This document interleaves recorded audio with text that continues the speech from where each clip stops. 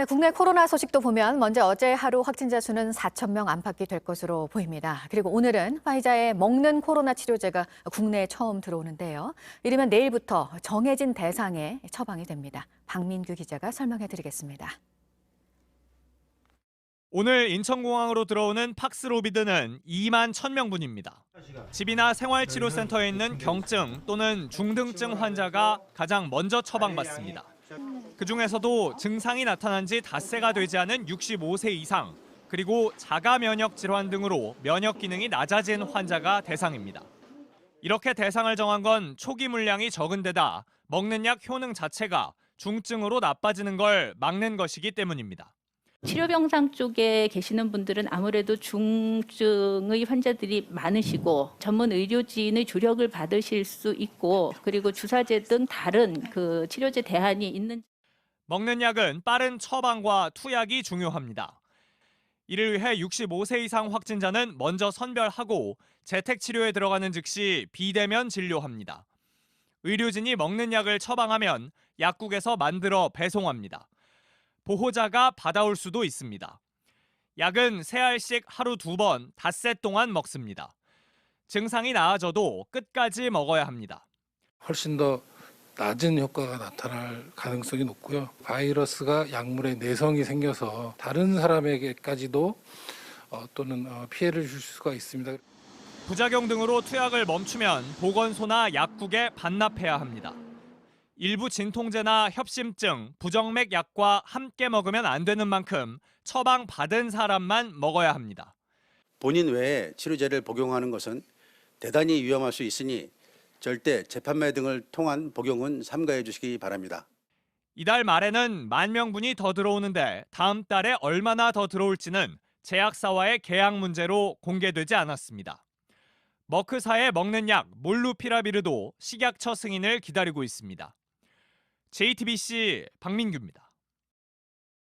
네, 논란이 이어지고 있는 이 재택치료와 관련해서는 정부가 추진하고 있는 게 있는데요. 재택치료가 방치 수준에 머문다는 지적에 따라 환자가 동네 병원의 관리를 받도록 하겠다는 겁니다.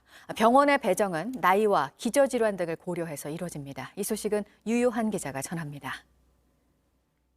70대 김영희 씨는 지난 연말 코로나에 확진됐지만 병상을 배정받지 못했습니다. 그래서 이틀 3일 되는 날 전화했죠. 먹을 것도 안 주고 약도 안 주고 그리고 어떻게 하냐 그랬죠. 그랬더니 무조건 기다리래요.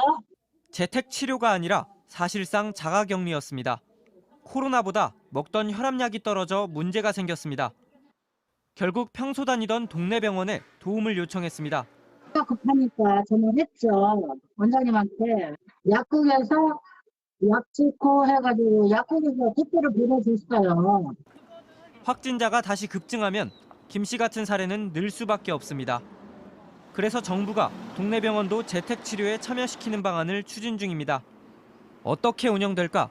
현재 서울시에선 5개구, 49개 병원이 시범 사업에 참여하고 있습니다. 그중 서초구의 한 동네 병원에 가봤습니다. 환자가 스마트폰 앱에 체온과 산소 포화도 등을 입력하면 실시간으로 병원에서 볼 수 있습니다. 이제 O2 세츄레이션이 95% 미만이 이렇게 빨갛게 나옵니다. 일단 환자한테 전화를 해서 증상이 있는지를 봐야 되겠죠. 원장이 하루 2차례씩 재택치료 환자와 통화를 합니다. 소아과 전문인 이 병원엔 소아청소년 10명이 배정될 예정입니다. 확진자의 나이와 기저질환을 고려해 맞춤 병원에 배정하기로 했기 때문입니다. 어린이들은 소아청소년과 전문의 선생님들이 담당할 수 있도록 만성질환을 갖고 계신 분들은 우선적으로 기존에 다니시던 병원에 우선 배정할 생각입니다. 오늘 들어올 코로나19 먹는 치료제도 동네 병원에서 재택치료자에게 바로 처방이 가능합니다. 이르면 다음 달 중에 서울시 전체로 동네 병원의 재택치료가 확대될 계획입니다. JTBC 유요한입니다. 네, 그리고 해외 코로나 소식도 보면 미국에서는 하루 확진자 수가 또 가장 많이 나왔네요. 네, 맞습니다. 미국의 일주일간 하루 평균 코로나19 신규 확진자 수가 76만 1,276명으로 집계됐습니다. 뉴욕과 뉴저지 등 미국 북동부에서 가장 많은 확진자들이 나오고 있다고 하는데요. 일주일 평균 하루 확진자가 일주일 전에는 55만여 명, 그리고 2주일 전에는 26만여 명이었던 것을 생각하면은 그야말로 폭증을 하고 있다, 이렇게 볼 수 있겠습니다. 이 미국 질병통제예방센터는 이런 증가세가 오미크론 변이의 확산 때문이다, 이렇게 분석을 했는데요. 신규 확진 가운데 98% 정도가 오미크론 변이라고 밝혔습니다.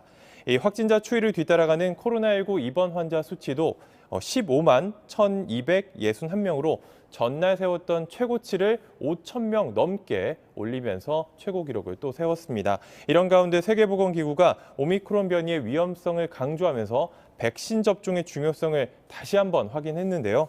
이 테워드로스 사무총장은 델타 변이보다는 덜 심각한 증상을 야기하지만 그래도 여전히 위험한 바이러스다, 이렇게 이야기를 하면서 최근 확진 추이를 보면 백신 접종이 사망과 중증을 막는 데 효과적이다, 이렇게 밝혔습니다. 네, 앞서 전해드린 대로 화이자사에 먹는 코로나19 치료제가 오늘 처음으로 국내로 들어옵니다. 내일부터 이제 처방이 되는데 65세 이상과 또 면역 저하자들이 우선 투약 대상입니다. 또 이번 주 중에는 또 방역 패스 효력 정지 가처분 신청에 대한 법원 판단이 나올 가능성이 높은데요. 법원이 어떤 결론을 내릴지가 또 관심입니다. 한림대학교 이재갑 강남성심병원 교수 자리에 함께 하셨습니다. 어서 오십시오. 네, 안녕하세요. 네. 오늘 이 교수께 물어볼 게 많습니다. 네, 예. 예. 하나하나 좀 짚어보면요. 아까 말씀드린 대로 이제 먹는 치료제, 이름이 이제 팍슬로비드 화이자사 네. 제품인데 오늘 들어오고 이제 내일부터 이제 처방이 될 것 같습니다. 네. 일각에서는 이제 이게 코로나19 상황의 게임 체인저가 될 것이다, 라고들 이야기를 하는데 어떻습니까? 효과 어떻게 보시는지요? 일단 이제 임상 연구에서 나온 결과를 보게 되면 입원 예방 효과가 한 85에서 89% 정도가 되고 사망 예방 효과도 뭐 동등하다고 나오고 있는 상황이어서 일단 매우 기대가 되는 약은 맞습니다. 네. 다만 이제 경구 치료제의 특징상 이제 고위험군 대상으로 해서 조기 투여를 해야지 효과를 볼 수 있는 그런 특히 증상 발현에서 5일 이내 투약을 해야 되고요. 예. 중증으로 진행돼서 병원에 도착하시는 분들한테는 아직까지 투약이 권고되고 있지는 않거든요. 예. 그래서 이런 이제 선용을 잘해요. 제대로 써야지, 그러니까 빨리 진단하고 빨리 투약이 될 수 있는 그런 체계를 만들어야 실제로 예. 임상에서도 도움이 될 만한 약이다, 이렇게 생각하시면 그럼 될 것 같습니다. 그렇게 지금 말씀하신 대로 제대로 적절한 시기에 투입이 된다면, 네. 처방이 된다면 많은 효과를 기대할 수가 있겠네요. 그렇죠. 특히 고위험군, 특히 고령층의 환자에서 중증으로 진행하는 거를 89%, 그러니까 입원 자체를 80% 막아주니까 네. 상당히 효과적일 수 있겠다 얘기를 할 수 있겠습니다. 예. 자, 갑자기 그런데 백신이 또 하나가 등장을 했네요. 노바 네. 백신. 네. 지금 너무 늦은 거 아니냐라고 생각하시는 분들도 계실 테고 화이자하고 모더나하고는 좀 다른 백신이라면서요. 네, 노바백스 백신은 저희가 합성 단백질 이제 항원 백신이라고 해서요. 기존에 우리가 많이 쓰던 뭐 자궁경부암 백신이라든지 인플루엔자 백신과 같은 방식으로 만들어진 백신입니다. 그래서 이제 전통적인 형태로 만들어진 백신이다 보니까 안전성이라든지 또한 또 게다가 또 임상시험에서 나왔던 효과도 이제 예방 효과 한 90%, mRNA 백신과 거의 필적할 정도의 효과가 나타나기 때문에 여러 가지 mRNA 백신에 대해서 좀 기피하고 있는 분들에게는 어떻든 대안이 될 수 있는 백신이라고 생각이 되고 하고 있습니다. 예, 지금 미접종자들이 이제 맞을 수 있는 어떤 계기가 될 수도 있겠는데 그러면은 요 전에 아스트라제네카랑 비교하면 어떤가요? 아스트라제네카는 이제 바이러스 벡터 백신이라 그래서 바이러스 벡터 안에 이제 코로나 바이러스의 스파이크 단백질의 유전자를 삽입해 가지고 만든 형태여서 사실 실내 몸에 들어서의 작용 기전은 mRNA 백신과 큰 차이는 있지는 않습니다. 아, 그래요. 네. 예. 자, 이제 내일 사회적 거리두기 조정안이 이제 또 발표가 되는데 지금까지 요 거리두기 방침이 이제 내일 모레까지, 그러니까 이번 주 일요일까지 적용이 되고 그 다음 월요일부터 조금 이게 해제가 될 것인가 아닌가 요거를 이제 결정하게 될 텐데 거리두기가 좀 완화가 될까요? 어떻게 예상하십니까? 정부에서 상당히 고심을 하고 있어서 저도 뭐 회의에 초기 회의에는 참여를 했긴 했지만 내용이 뭐 여러 회의를 통해서 계속 조정이 될 가능성이 상당히 높습니다. 근데 다만 지금 소상공인이나 자영업자들의 고통이 심하기 때문에 일부 완화에 대한 얘기가 나오고는 있는데 또 반대쪽 측면에서는 오미크론 변이가 국내에서 계속해서 지금 분율이 올라가고 있고 그다음에 미국이나 영국 사례 봐도 거의 확진자 규모가 4배에서 5배까지 이제 아주 매우 증가되는 양상들을 보이고 있어서 그러니까 중간에 균형점을 찾는 형태 정도로 발표가 되지 않을까 생각을 하고 있습니다. 전체적으로는 4시 4명 9시. 네. 이게 전체적으로는 유지될 가능성이 크다. 일부 좀 조정될 수도 있겠다라는 전망은 있는데 예. 일단 그 부분이 이제 오미크론 변이의 상황이 계속해서 안 좋기 때문에 국내에서도 안 좋기 때문에 예. 그냥 지금대로 갈지 조금 완화할지 지금 이걸 네. 가지고 지금 중대본에서 엄청나게 고민을 하고 있습니다. 예, 그렇군요. 자, 이런 가운데 국립중앙의료원에서 어제 기자회견이 열렸는데 네. 어떤 이야기가 나왔었느냐면 오미크론 대유행의 고비를 넘으려면 상황에 따라서 유연한 K 방역으로 바뀌고 기존 의료 체계에 편입해야 한다. 기존 의료 체계라면은 저도 조금 전에 전해드렸습니다만은 동네 병원에서도 이런 코로나 진료를 맡아야 된다. 이렇게 해석이 되기도 하는데요. 네. 네, 이거는 좀 어떻게 보고 계시나요? 예, 뭐 저도 뭐 동일한 주장을 여러 번 했었고 일단 일상회복지원위원회에서도 계속 언급이 되는 내용인데요.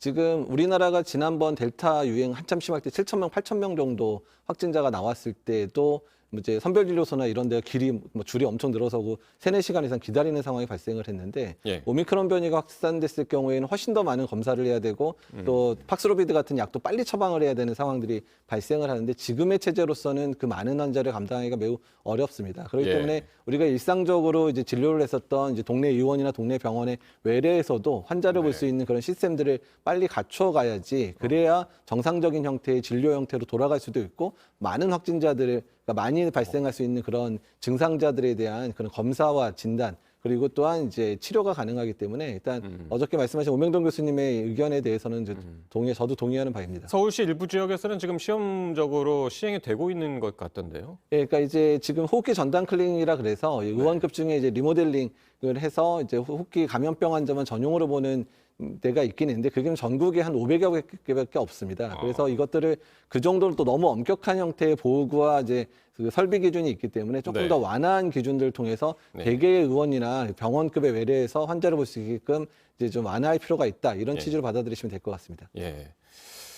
자, 그리고 이제 개인의 기본권 가치와 충돌한다 네. 해가지고 이제 방역 패스 논란이 한창이었고 지난번에는 청소년 방역 패스는 또 가처분 신청이 받아들여지기도 했었습니다. 네. 근데 이제 이번에는 이제 전체적으로 그 방역 패스와 관련한 판단이 이제 법원에서 조만간 내려질 텐데 어떻습니까? 이거 그 판단 결과에 따라서 굉장히 이제 사회적인 파장이 있을 것 같은데요. 우리나라의 지금의 그 방역의 세 축이 지금 현재 방역 패스, 그다음에 거리두기, 그다음 백신 접종이 세 축인데 그 중에서 만약에 방역 패스가 가처분 인용 때문에 무력화된다 그러면 지금의 유행 상황을 안정하는데 상당한 그런 어려움을 초래할 수 있고요. 일단 네. 지금의 위기 상황 속에서 이런 일들이 결정되는데 법원에서 만약에 이런 방역의 정책들을 계속해서 이제 뭐 스탑시키는 이런 일들이 벌어진다면 네. 방역을 수행하는 이제 그러니까 정부 입장에 상당한 곤혹스러운 상황을 맞을 수밖에 없거든요. 네. 그래서 일단 유행 상황이 악화도 우려되고 그래서 이번 가처분 인용은 되도록이면 인용이 되지 않았으면 좋겠다는 생각을 하고 있습니다. 지난번에 이제 청소년 방역 패스 관련해서는 교수께서 이제 과학적 사고가 부족한 판사라는 표현도 썼고요. 그랬는데 그 일부에서는 정부가 좀 효과적으로 설명을 그 법정에서 잘 못한 것 아니냐라는 이제 비판도 있어서 말이죠. 근데 이제 그 방역의 효과라는 측면 때문에 아마 그 얘기가 나왔는데요. 네. 그러니까 지금 방역이라는 것 자체가 뭐 방역 패스는 몇 프로 환자를 줄이고 뭐 거리두기 몇 프로 줄이고 이런 식으로 얘기할 수가 없는데 그거를 딱 칼같이 잘라가지고 얼마나 효과 있어 이렇게 물어보면 사실 답하기 어려운. 그러니까 그 모든 조건이 이제 시너지를 일으켜야지 방역의 효과가 나타나는데 네. 그런 식의 단답식 형태의 질문에 대해서는 저라도 또 제대로 대답할 수 없는 상황이거든요. 네. 그러니까 어쨌든 방역이라는 것 자체가 모든 국민들이 함께하고 그다음에 이런 정책들이 함께 노력할 때 되는 부분인데 그거를 재단해가지고 한쪽의 효과를 내라 이렇게 얘기하는 거는 조금 이제 어려운 그런 상황이라는 말씀드리는 겁니다. 예, 어쨌든 모든 상황에 있어서 어쨌든 법원을 좀 설득하는 그런 작업들이 이제 필요할 것 같고요. 어떤 결과가 나올지는 한번 같이 지켜보겠습니다. 예, 이재갑 교수였습니다. 고맙습니다. 네, 감사합니다.